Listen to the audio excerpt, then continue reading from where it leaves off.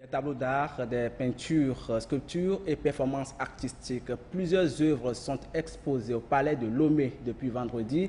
Cette exposition itinérante réunit les chefs-d'œuvre de plusieurs artistes africains. Chacune de ces œuvres a une histoire, des histoires que le public a eu la chance de découvrir hier en début de soirée. Uri Chamega.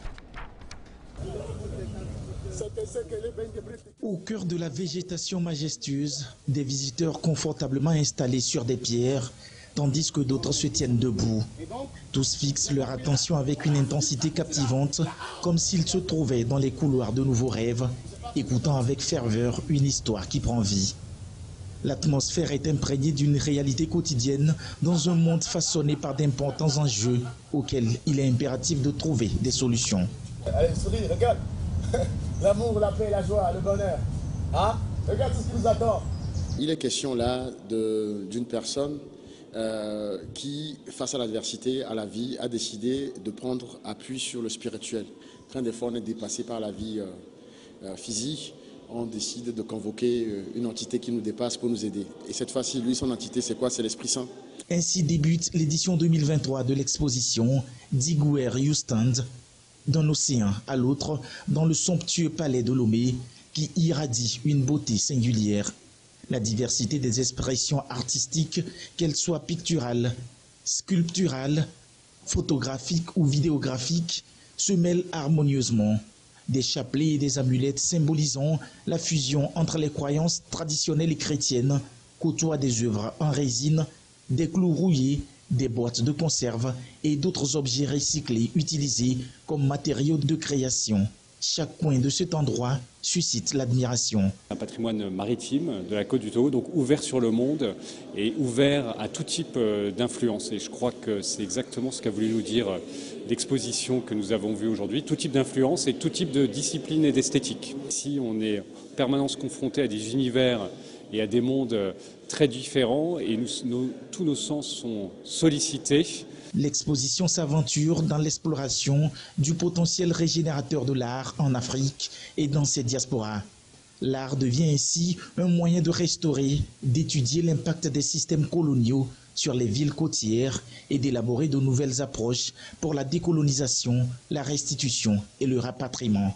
The reason for this is that we found that there was a gap in the knowledge that we receive on the continent as Africans, and so we thought that it would be great to have an exhibition on the restitution of knowledge, the restitution of ideas, and the restitution of African resources on the continent. Inspirée par l'appel à la solidarité africaine du docteur Kwame Nkrumah, cette exposition scrute les thèmes du voyage, du déplacement, de la migration et du travail, tout en contribuant au dialogue en cours sur les rapatriements et la restitution. Notre nouvelle exposition qui présente des artistes de plusieurs pays africains, du Togo, d'Afrique du Sud, du Ghana, de Côte d'Ivoire, du Nigeria, du Congo.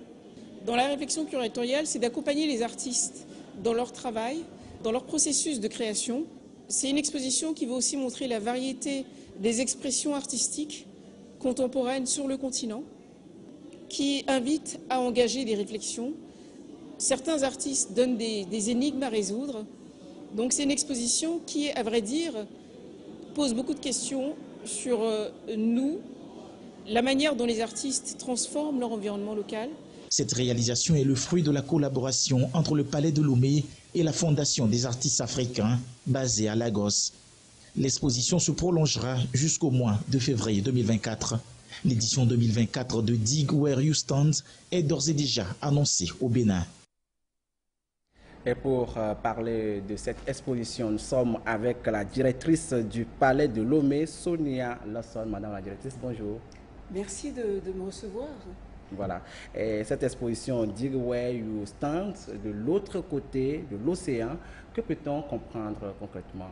C'est une exposition qui s'inscrit dans une logique panafricaine et qui explore plusieurs thématiques contemporaines, des enjeux contemporains, tels que le recyclage, l'utilisation des matériaux, une question aussi sur les sociétés post-coloniales africaines, les liens entre les générations, l'utilisation de savoirs et de techniques locaux, une réflexion également sur qui nous sommes, l'avenir, l'environnement. Donc c'est vraiment une exposition qui est très vaste et qui offre aussi une présentation de différents modes d'expression artistique contemporain, avec un panorama très vaste qui va de vidéos, de photos, de sculptures, de peintures, d'installations sonores, de performances, d'œuvres collaboratives. Donc c'est vraiment un panorama très vaste et qui, à mon avis, touchera de nombreux publics puisque nous parlons d'enjeux d'aujourd'hui. Des œuvres typiquement africaines. Voilà, des œuvres d'artistes africains qui viennent de plusieurs pays. Donc les artistes togolais invitent en quelque sorte des artistes d'autres pays à être exposés, donc, puisque nous avons des artistes qui viennent de Côte d'Ivoire, du Ghana, du Nigeria, d'Afrique du Sud, du Congo, et qui présentent leurs œuvres ici à Lomé. Ça fait un peu de passage et c'est bon pour l'Afrique. Quelle importance revêt cette exposition pour notre pays, le Togo par exemple? Déjà, elle s'inscrit dans la vision d'intégration africaine du gouvernement togolais. L'État togolais s'est impliqué dans cette logique d'intégration, donc nous l'apportons d'un point de vue culturel. Et c'est une exposition qui permet aussi pour les artistes togolais de tisser des liens ailleurs et de connaître aussi des artistes des pays voisins tels que le Ghana, le Nigeria. Pour le public togolais, c'est l'occasion de découvrir des artistes de notre pays, mais aussi d'autres pays, et de voir la variété des techniques et des enjeux, puisque par exemple, des artistes congolais s'interrogent sur l'extraction des matières premières du Congo, comment les transformer, comment elles sont transformées ailleurs pour devenir des déchets au Congo. Donc ces artistes les retransforment à leur tour. Donc c'est aussi un processus et une interrogation sur ces enjeux de transformation des matières premières, d'écologie. Cette exposition travaille aussi beaucoup avec les communautés locales, parce que certains artistes ont des œuvres qui sont collaboratives. Donc c'est vraiment très... c'est important, l'exposition revêt une importance particulière pour aussi réfléchir sur les liens que nous avons avec les communautés locales. Et pour ceux qui ont envie de visiter ces œuvres, puisqu'elles seront exposées au Palais de Lomé jusqu'au mois de février, c'est ce qu'on a appris à travers le reportage, quelles seront les conditions? Donc les conditions sont très simples. Les conditions sont très simples puisque l'entrée est à 1 500 francs pour les étudiants et les adolescents, à 2 000 francs pour les adultes, et c'est gratuit pour les écoles. Donc aux enfants qui vont bientôt rentrer à l'école et retourner à l'école, sachez que nous invitons beaucoup d'écoles. Nous avons eu des milliers d'enfants qui sont déjà venus et nous en attendons d'autres. Donc je lance aussi un appel aux directeurs d'établissement pour nous contacter. Donc la visite est gratuite pour les écoles publiques. Et autre chose à souligner, c'est que nos tarifs incluent une visite des expositions à l'intérieur du palais, du parc, et toutes les visites sont guidées avec des médiateurs qui parlent plusieurs langues. Il faut qu'on fasse bien les comptes. Ça fait 6 mois d'exposition. Quand on compte à partir du mois de septembre jusqu'à février, 6 mois d'exposition, qu'est-ce qui sera fait au cours de ces 6 mois? Seulement les expositions? Beaucoup de surprises et d'animations. Donc beaucoup de surprises à l'intérieur des murs du palais, puisque nous allons avoir des conférences, des cours et des jeux en EV, puisque un des thèmes c'est le panafricanisme. Et donc nous aurons des cours en EV, également des spectacles, des contes, des marionnettistes, donc plusieurs activités, des spectacles de danse, de théâtre, donc plusieurs activités au sein du palais, mais aussi à l'extérieur du palais, puisque à l'extérieur des murs, dans les quartiers, nous avons prévu une exposition itinérante qui va d'ailleurs commencer dès le mois prochain, puisque une des œuvres a été réalisée en collaboration avec Date Amouzou. Donc l'artiste Date Amouzou a travaillé a co-créé une œuvre avec des enfants du quartier de Nikonakwe, à Lomé. Donc la prochaine étape de l'exposition va être de présenter ces œuvres dans ce quartier dans le cadre d'une exposition photographique. Donc plusieurs activités sont prévues et je vous invite vraiment à nous suivre sur nos réseaux sociaux, pour pouvoir voir un peu quelles sont les activités prévues.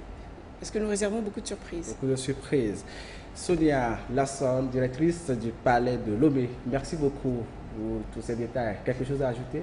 Merci à vous. Non, je voulais quand même remercier aussi les artistes togolais qui ont contribué à la beauté, à la splendeur de cette exposition, à savoir Atiso Goa, Sika Apalo, Kojovi Tessi, Doji Efui, Laka, Date Amouzou, et Thierry Tometti. Donc tous ces artistes contribuent à la valorisation des talents togolais et je tenais à les remercier. Merci beaucoup à vous aussi d'être passé dans notre journal. Et voilà, ici se referme ce JD.